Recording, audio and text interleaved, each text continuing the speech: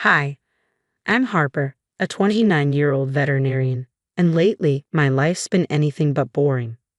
Growing up in a modest home, my parents, John and Sandra, were my biggest supporters. No matter what, they always had my back, even when things were tough. Harper, honey, how was work today? Mom called as I walked through the door, exhausted from another busy day at the animal hospital. It was good, Mom. Busy as always, but I love it, I replied, collapsing onto our well-worn couch. Dad emerged from the garage, wiping his hands on an old rag. That's my girl, always working hard, he said with pride. My dad, John, is a mechanic, a great one too. For as long as I can remember, he's dreamed of opening his own auto repair shop. How's the saving going, Dad? I asked, knowing he'd been putting away every extra penny for his dream. Slow and steady, kiddo. We'll get there, he winked. John, don't forget to tell Harper about your idea, Mom reminded him. Oh right, Dad's eyes lit up. I've been thinking, once we save enough, we could buy a used luxury car to use as a courtesy car for clients. Fancy, huh? I couldn't help but laugh. Dad, that's brilliant. Your clients would love it. As we sat down for dinner, I felt grateful. Sure, we've had our share of struggles, but we've always stuck together. The next day at work, I was examining a golden retriever named Buddy when my coworker Michael popped his head in. Hey, Harper, how's it going? He asked with a grin. Pretty good, just finishing up with Buddy here, I replied, scratching the dog behind his ears. Listen, I was wondering if you'd like to grab coffee later. I'd love to pick your brain about that new treatment plan you developed. Sure, sounds great, I said, unaware that Michael's friendliness wasn't entirely genuine. Later that evening, as I was going through some bills, Dad called from the living room. Harper, come here. You've got to see this. I rushed in to find him grinning at his laptop. What is it? I think I found it. The perfect car for the shop. Look at this beauty. He turned the screen towards me, showing a sleek used luxury sedan. Wow, Dad, that's impressive, but can we afford it? With the money I've saved and a little help from you and Mom, I think we can make it happen. What do you say we check it out this weekend? Absolutely, Dad. Let's do it. On the weekend, Dad and I went to the dealership. The place was all shiny chrome and polished floors, making me feel a little out of place in my jeans and sneakers. There it is. Dad's eyes lit up as he spotted the car. As we approached, a salesman appeared. Before Dad could answer, an obnoxious voice cut in. Ha! Don't waste your time, Brad. These people are just window shopping, sneered a man in an expensive suit, glancing dismissively at us. Excuse me, I said, my blood beginning to boil. Oh, come on, sweetheart, he smirked. A beat-up pickup in the lot and bargain bin close. You're not fooling anyone. Dad's face fell, and that's when I lost it. Listen here, you arrogant jerk. This is my father, and he's here to buy a car. Who do you think you are? Ryan Blackwell, CEO of Pharmatech. He puffed up, and I know a time waster when I see one. Before I could respond, the dealership owner hurried over. Mr. Blackwell, I must ask you to leave. We don't tolerate this behavior here. Ryan's face turned red. Do you know who I am? Yes, and I don't care. Please leave. As Ryan stormed out, the owner turned to us apologetically. I'm so sorry. Let me offer you a special deal on this car to make up for it. Dad's eyes widened. Really? That's very kind of you. As we finalized the deal, I felt a surge of satisfaction. Take that, Ryan Blackwell. But my triumph was short-lived. The next week at work, I overheard Michael talking to our boss. Yeah, that new treatment plan for diabetic cats. That was my idea. I froze. That was my plan. I confronted him later. Michael, why are you taking credit for my work? He just shrugged. Come on, Harper. We're a team. Does it really matter who came up with it? From then on, it was like working in a minefield. My files would go missing, appointments would get mixed up, and every time, Michael would be there to save the day. Then, to top it off, I decided to surprise my boyfriend, Tom, with lunch one day. But as I approached his office, I heard familiar giggles. I pushed open the door to find Tom with Rachel, my supposed friend, in a compromising position. Harper, Tom jumped up. It's not what it looks like. Rachel looked ashamed. Harper, I'm so sorry. I didn't say a word. I just turned and walked out, my world crumbling. That night, as I sat on my bed, feeling completely overwhelmed, Dad knocked on my door. Honey, you okay? I broke down and told him everything. about Michael, about Tom and Rachel, and about how it felt like my life was falling apart. Dad sat next to me, putting an arm around my shoulders. Harper, you're the strongest person I know. These people, they're not worth your tears.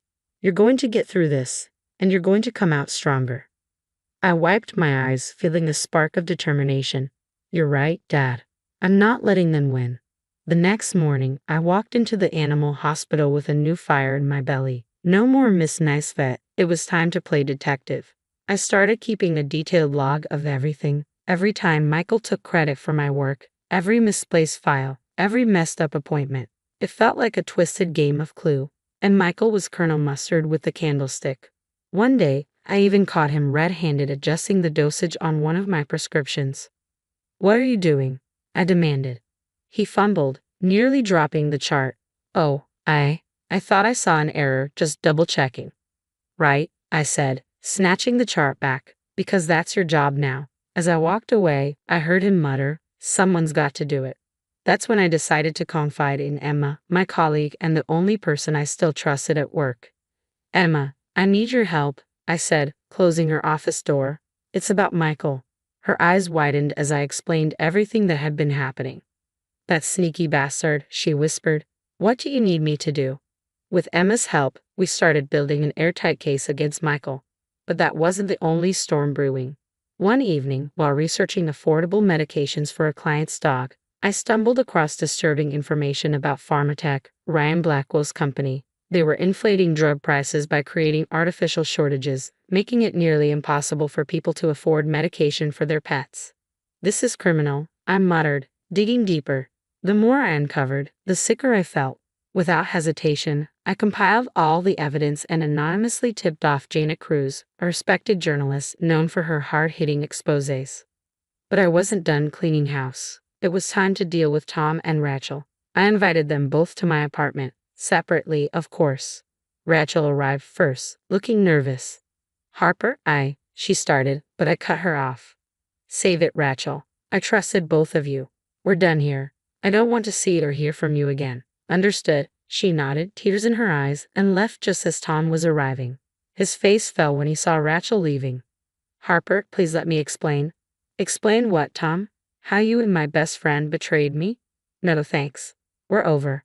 Get out. As the door closed behind him, I felt a weight lift off my shoulders.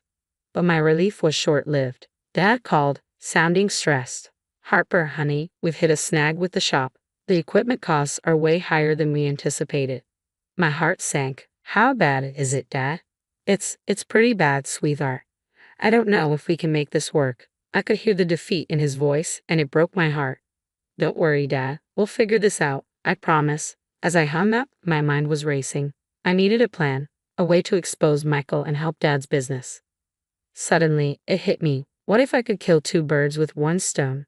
The day of reckoning arrived sooner than I expected. I stood outside the boardroom, heart pounding, clutching a folder filled with evidence against Michael. Emma squeezed my arm reassuringly. You've got this, Harper, she whispered. I took a deep breath and walked in. The board members looked up expectantly. Dr. Chen, you requested this meeting. What seems to be the issue? For the next hour, I laid out everything, the stolen ideas, the sabotaged appointments, the tampered prescriptions. With each piece of evidence, Michael's face grew paler. This is ridiculous, he finally exploded. She's lying. The board chair held up a hand. We've heard enough, Mr. Peterson. Security will escort you out. Dr. Chen, thank you for bringing this to our attention. We'll be in touch. As Michael was led away, shouting threats, a wave of relief washed over me. But it was just the beginning. The next morning, my phone buzzed with notifications. Janet Cruz's expose on Pharmatech had dropped, and it was nuclear. Ryan Blackwell's face was plastered across every news channel, his company's stock in freefall. Pharmatech CEO Ryan Blackwell faces multiple lawsuits amid price-gouging scandal, one headline blared. I couldn't help but smile, remembering his smug face at the dealership. Karma's a beast, Ryan. But the hits kept coming. I got a text from a mutual friend. OMG, did you hear about Tom and Rachel? She confessed everything to everyone. Tom's a pariah at work now. I almost felt bad. Almost. Amid all this chaos, I got a call from the hospital. Dr. Chen, the board would like to see you. My stomach dropped. Had I gone too far? But when I arrived, I was met with smiles. Dr. Chen, in light of recent events, we'd like to offer you the position of head veterinarian. Your innovative treatments and dedication to patient care are exactly what this hospital needs. I was speechless. Thank you. I won't let you down. As I left the office, still in shock, I bumped into Emma. Well? She asked nervously. I grinned. Looks like you're looking at the new head vet. Her squeal of excitement echoed through the hallway as she hugged me. That evening, I drove to Dad's shop, my mind racing with ideas. I found him hunched over some paperwork, looking stressed. Dad, I've got an idea. Over the next few hours, we hashed out a plan. With my new position and connections, we secured a small business loan. I helped him develop a scheduling system to streamline operations, focusing on luxury car maintenance. Harper, this is amazing, Dad said, his eyes misty. I don't know how to thank you. I hugged him tight. You never gave up on your dream, Dad. I wasn't about to let you give up now. The weeks flew by. Dad's shop took off, becoming the go-to place for high-end car maintenance, and the animal hospital thrived under my leadership. Our patient care reached new heights. One evening, as I left the hospital, I paused to reflect. A year ago, I was struggling, surrounded by people who wanted to see me fail. Now I was head veterinarian, my dad's business was booming, and I had true friends like Emma by my side. I realized then that by staying true to myself, by fighting back against the toxicity, I'd achieved more than I ever thought possible. And those who tried to bring me down, they were the ones who fell. Life isn't always fair, but sometimes, just sometimes, the good guys win. And let me tell you, it feels pretty damn sweet when they do.